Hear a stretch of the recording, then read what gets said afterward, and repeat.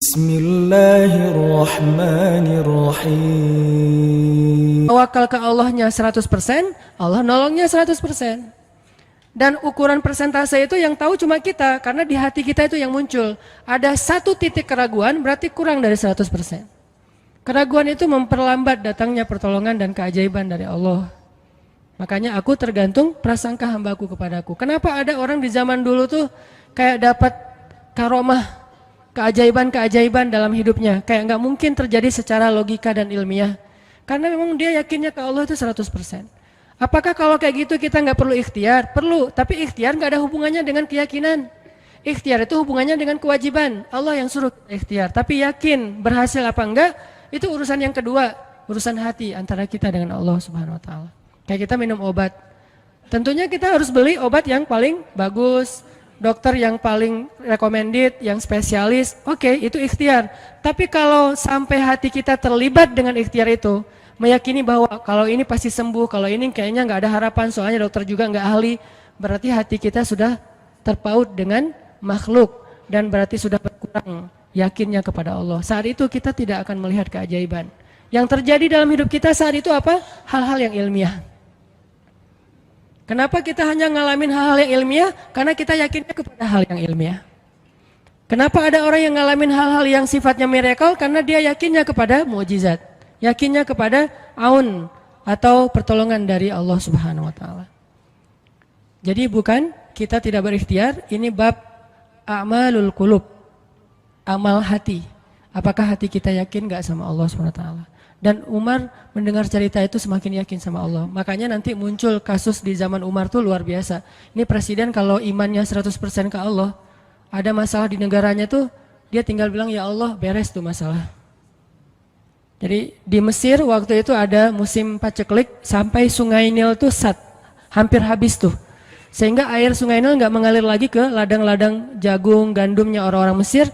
Dan orang Mesir yang dulunya menyembah anak sapi betina, mulai syirik lagi nih, mulai berpikir kalau kayak gini mah sama aja, setelah Islam datang kita tetap aja susah, paceklik, mending kita doa lagi ke nenek moyang kita, dewa-dewa yang dulu. Gubernur Mesir yang namanya Amr bin As waktu itu ngirim surat kepada Umar ke Madinah. Ya Amirul Mukminin, Mesir sedang diuji oleh Allah dengan kekeringan dan masyarakatnya hampir syirik. Kami mohon bantuan dari pusat, dari Madinah untuk membantu bagaimana mengatasi kekeringan di Mesir. Begitu surat itu sampai ke Umar bin Khattab, Umar nulis balik surat dalam bentuk doa. Bismillahirrahmanirrahim. Ya Allah, turunkanlah hujan untuk masyarakat rakyat Mesir. Dikirim ini surat ke Mesir. Waktu itu ibu kotanya masih Alexandria, belum Kairo. Dikirim ke Alexandria, malam itu diambil sama Amr bin As.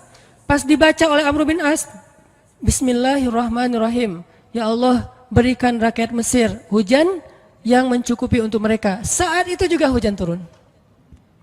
Sampai sungai Nil meluap dan menggenangi ladang-ladang jagung dan gandumnya orang-orang Mesir. Dan mereka bertakbir semuanya.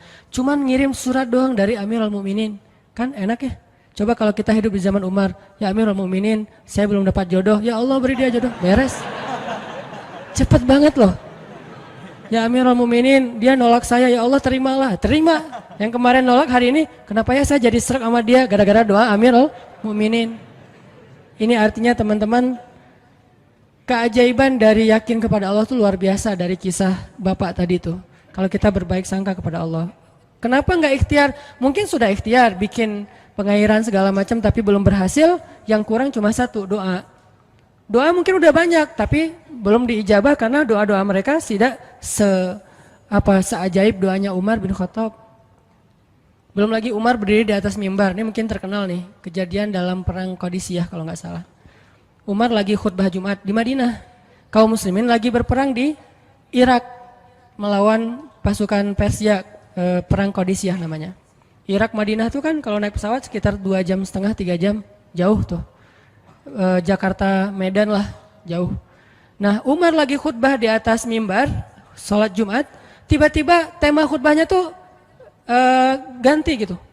Lagi ngomong tiba-tiba beralih tema, wahai kaum muslimin, naiklah ke atas bukit itu, baliklah kalian mundur-mundur gitu. Jadi Umar tiba-tiba kayak ngomongin sesuatu yang gak nyambung.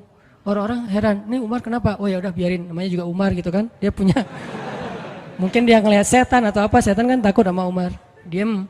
Udah selesai sholat Jumat, pada datang, ya Amirul Mukminin tadi apa yang terjadi? Kenapa Amirul Mukminin ngomong sesuatu yang nggak nyambung? Kita juga nggak ngerti.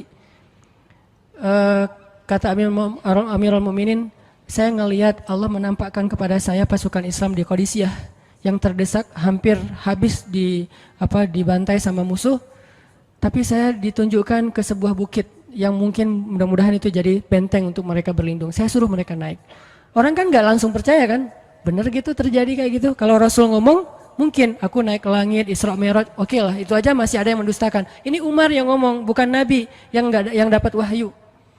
Orang nggak langsung percaya. Selang beberapa minggu kemudian, pasukan Qadisiyah pulang. Jadi utusan mereka pulang bawa berita tentang kemenangan perang dalam perang Qadisiyah. Dia cerita, suatu hari di hari Jumat, kami sedang berperang. Kami terdesak, hampir habis dibantai sama musuh. Udah nggak ada jalan untuk berlindung. Tiba-tiba kami mendengar suara Umar. Amirul Mukminin berteriak, wahai kaum muslimin, naiklah ke atas bukit ini supaya kalian terlindungi. Akhirnya kami mundur naik ke atas bukit dan selamat waktu itu. Berarti benar-benar terjadi. Kok bisa? Ya, qadarullah. Ini keajaiban iman mereka.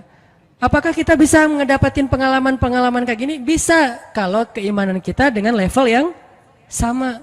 Kalau nggak selevel yang sama pun, minimal kita nusaddid. Kalau kita tidak bisa sama persis, minimal kita berusaha untuk nuqarib. Berusaha untuk pengalaman kita nanti walaupun nggak sama persis, mirip-mirip dengan pengalaman mereka. Lagi-lagi bukan berarti tidak berikhtiar.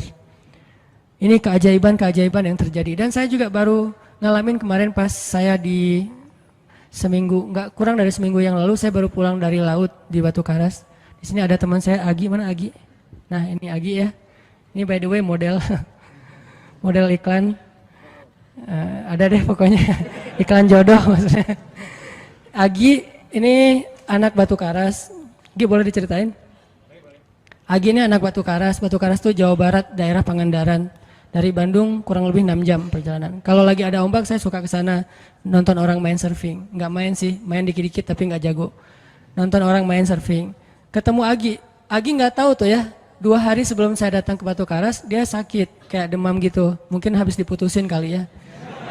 Dia demam gitu, nggak enak badan, pengen pulang. Biasanya kalau nggak enak badan cuma dia tinggal di Jakarta, paling juga di kos-kosan. Tapi kali ini pengen pulang ke Batu Karas banget. Aduh kenapa ya pengen pulang ke Basroh Batu Karas gitu ya. Batu Karas kayak Basroh gitu. Pengen ke Batu Karas. Pas dia pulang, hari saya lagi mau main tuh, dia diajak sama temen dia, ngojay itu apa? Berenang yuk gitu. Berenang yuk, berenang. Dia ikut, padahal lagi nggak enak badan, tapi pengen berenang. Pas lagi di pantai, saya datang ketemu loh, kayak kenal nih, hitam-hitam ektis gitu. Ternyata ketemu saya, Ustadz Hanan ya, ya kenalan. Ustadz saya tuh ketemu Ustadz kemarin di Meruya pas kajian minggu bulan yang lalu. Cuman karena jamaahnya banyak, saya nggak bisa ketemu Ustadz, nggak bisa salaman. Saya waktu itu membatin, ya Allah saya pengen banget ketemu Ustadz Hanan langsung, tapi jangan dalam suasana ta'lim yang ramai, langsung berdua. Mudah-mudahan terkabulkan. Akhirnya Agi banyak istighfar sebulan istighfar, akhirnya terjadilah yang tadi itu. Dia nggak enak badan, saya juga tiba-tiba ujuk-ujuk, kenapa ya saya pengen ke Batu Karas, kenapa ya pengen ke Batu Karas, ternyata di sana ada ombak, kan ada Agi. Ketemu aja di Batu Karas, itu cara Allah menskenariokan. Dan itu terbukti banget loh, istighfar.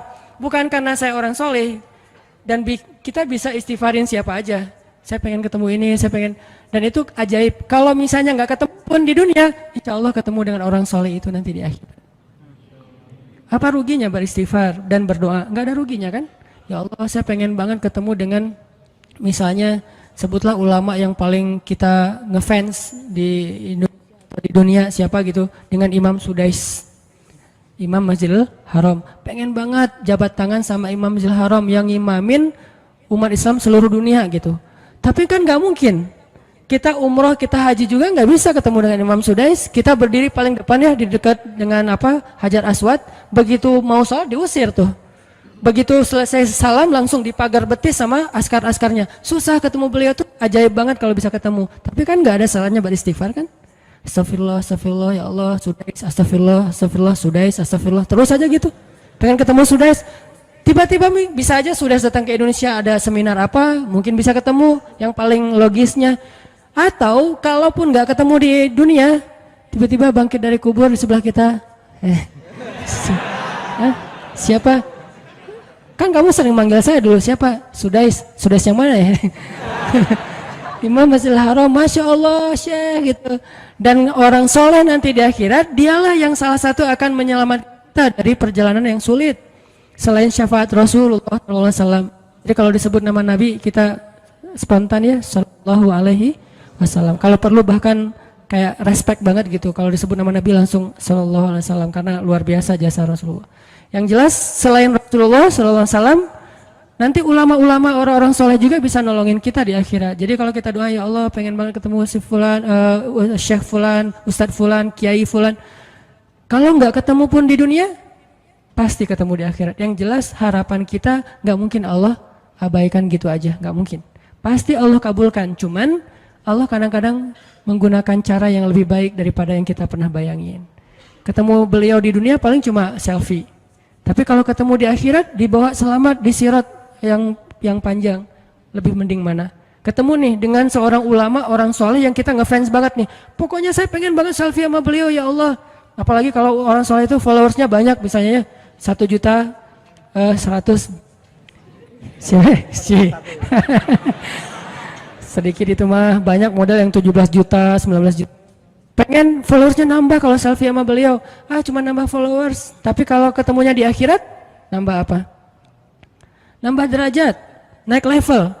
Kita jadi selevel dengan masuk ke level beliau, padahal kita mah malahnya nggak selevel gitu. Kenapa? Karena dibawa sama beliau. Orang soleh itu kalau mau masuk surga, teman-teman nyari teman-teman yang mencintainya di dunia. Ya Allah, mana Fulan, dia mencintai saya di dunia. Ya Allah, mana Fulan, dia mencintai saya di dunia. Allah bilang, dia masih tuh di sidang, belum beres-beres, sudah sidang ke-30 misalnya.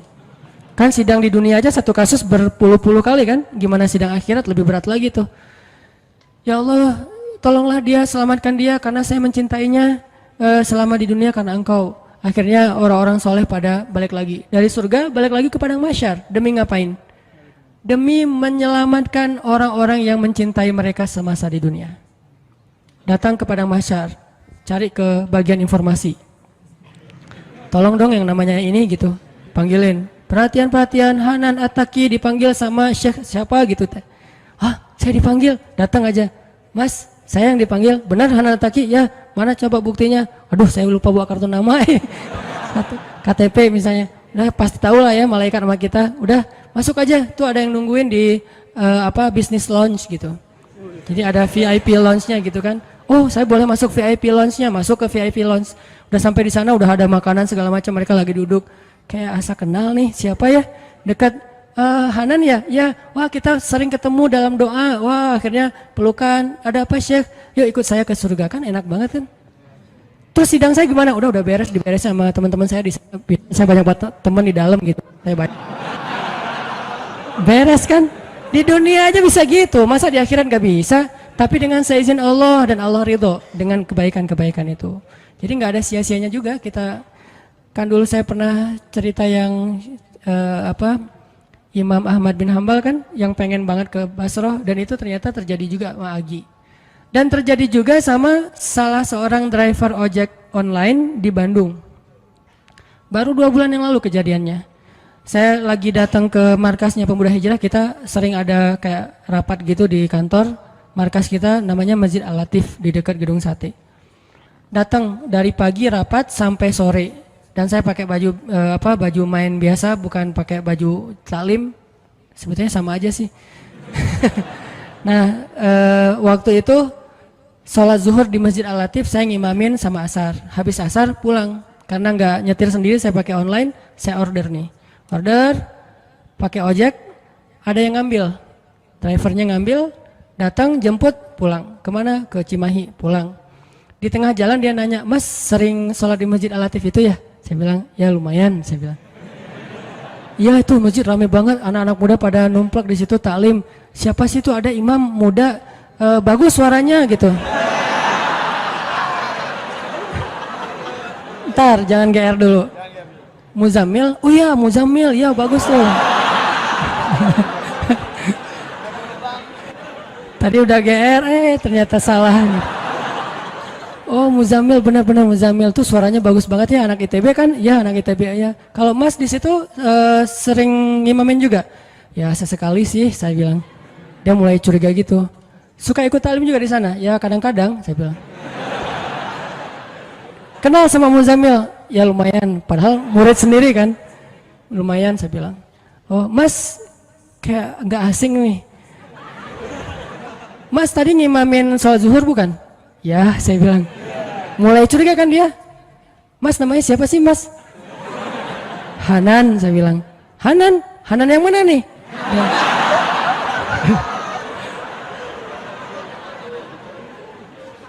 Saya bilang Hanan Taki. Wah langsung oleng dia mah.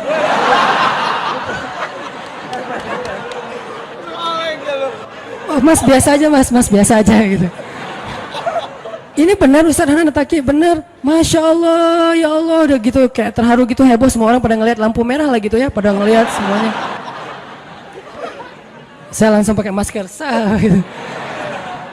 Ustadz tahu nggak Ustadz, saya sebulan ini istighfar terus habis dengerin cerita Imam Ahmad bin Hambal yang ke Basrah, saya istighfar, ya Allah pengen banget ketemu Ustadz Hanan, tapi jangan ditaklim berdua, jadi bisa curhat-curhatan gitu. Ternyata Allah bikin skenario, saya order ojek online, dia ngambil, jadi ngobrol di jalan sampai ke rumah, akhirnya bertamu nggak pulang-pulang. Wah ini luar biasa cara Allah. Dan wallahi teman-teman, dan itu terjadi. Jadi udah 2 kasus nih yang saya alamin ya. Satu lagi yang ojek online tadi, dan dua-duanya hajatnya sebulan Allah kabulkan. Jadi kalau ketemu saya aja sebulan gampang, masa ketemu jodoh bertahun-tahun gak dapat ya? Gimana nih? Istighfarnya gimana nih? Ini terutama buat cewek-cewek nih. Kalau cewek-cewek kan nggak bisa nyari, masa cewek kepo gitu kan nggak mungkin. Pura-pura follow, nge-like. Kok dia nge-like terus yang first like lah gitu? Nggak mungkin kan? Cewek kan agak-agak jaim. Ya udah istighfar aja deh. Banyak-banyak istighfar. Tiba-tiba ada yang kesandung jatuh di depan cewek, HP-nya jatuh. Dia pergi, HP-nya nomornya. Nggak penting sih ceritanya. Pokoknya ada. Ada jalan dari Allah yang kita nggak ngerti nih, yang jelas bisa. Kita tinggal yakin aja sama Allah, istighfar, Allah yang kasih jalan. Walladzina jahadu fina lanahdiyannahum subulana. Pokoknya kalau kalian bersungguh-sungguh kata Allah di jalan kami, udah kami kasih jalan-jalan keluar yang subul, jamak dari sabil. Banyak banget jalan keluar di sisi Allah. Yang penting kita jahadu fillah, berusaha